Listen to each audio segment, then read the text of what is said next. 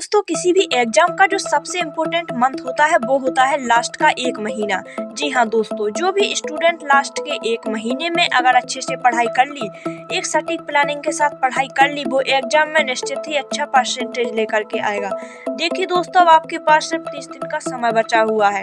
यहाँ से एग्जाम तक का हर एक दिन आपके लिए बहुत ही ज्यादा प्राइसलेस है, बहुत ही ज्यादा इम्पोर्टेंट है। और ये बात आप सबको बहुत अच्छे से पता होगी कि अब हमें बहुत अच्छे से पढ़ना है, बहुत मेहनत करनी है। लेकिन पता है मेन प्रॉब्लम कहाँ आती है? मेन प्रॉब्लम तब आती है कि बहुत सारे बच्चों को पता ही नहीं होता कि हमें एग्जाम के आखिरी वक्त में कैसे पढ़ना चाहिए, किन किन चीज़ों पर अधिक फोकस करना चाहिए और किन किन चीज़ों पर अधिक फोकस नहीं करना चाहिए। बहुत सारे स्टूडेंट्स पढ़कर अपना बहुत सारा समय बर्बाद कर रहे होते हैं और जैसे जैसे एग्जाम्स नज़दीक आता है और वो टेंशन में आने लग जाते हैं कि यार मैं कैसे पढ़ाई करूँ, मैं कैसे सिलेबस कंप्लीट करूं। वो पहले ही अपना फालतू चीज़ें पढ़कर अपना समय बर्बाद कर लेते हैं।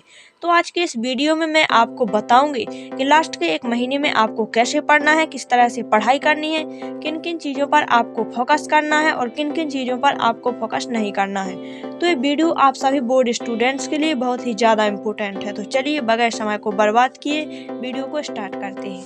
सबसे पहली चीज, एग्जाम के आखिरी वक्त में जो सबसे इम्पोर्टेंट चीज है जो आपको अच्छा परसेंटेज दिला सकती है वो है रिवीजन। जी हाँ दोस्तों, जब तक आप रिवाइज नहीं करोगे पढ़ी हुई चीजों का, जब तक आप रिवीजन नहीं करोगे तब तक आप कभी भी एग्जाम में अच्छा परसेंटेज नहीं ला सकते हो। बहुत सारे बच्चे बस सिलेबस आगे कंप्लीट करते जाते हैं लेकिन वो पीछे का रिवाइज नहीं करते हैं, जिस वजह से उनकी अच्छी तैयारी के बाद भी उनके अच्छे मार्क्स नहीं आ पाते। दोस्तों अगर आप रिवाइज ही नहीं करोगे तो कहाँ से आप लिख पाओगे एग्जाम में? इसीलिए दोस्तों आप जितना भी पढ़ लो लेकिन उसको पहले रिवाइज कर लो। आप दिन का ऐसा कोई रूटीन बनाइए जिसका आप आधा समय रिवीजन को दें और आधा समय अपना सिलेबस कंप्लीट करने को दें। अगर आपका सिलेबस अभी तक कंप्लीट नहीं हुआ है तो आपको इस तरह से पढ़ाई करनी है। दोस्तों रिवीजन आपके लिए बहुत इम्पोर्टेंट है, मस्ट है आपके लिए रिवीजन। जब तक रिवीजन नहीं करोगे, पढ़ी हुई चीज़ों का रिवाइज नहीं करोगे, तब तक आप कभी भी एग्जाम में अच्छा परसेंटेज नहीं ला सकते।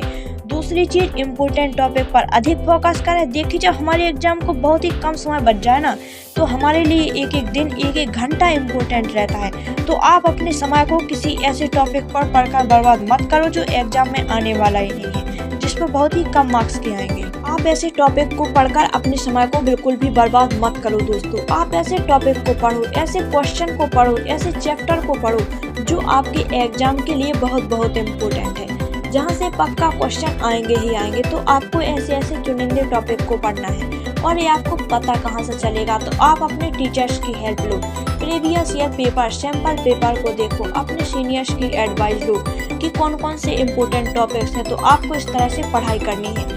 आपको फालतू टॉपिक्स को इग्नोर करके इम्पोर्टेंट टॉपिक्स को पढ़ना है। तीसरी चीज़ है कि आप हर 7 दिन पर अपना टेस्ट लें, अपने आप को जज करें कि आप सही ट्रैक पर हो कि नहीं हो, आप सही तैयारी कर रहे हो कि नहीं कर रहे हो। इसके लिए आप क्या करो कि आप सैम्पल पेपर के 20 से 25 क्वेश्चन हर सब्जेक्ट के सॉल्व करके देखो कि आपसे हो रहे हैं कि नहीं हो रहे।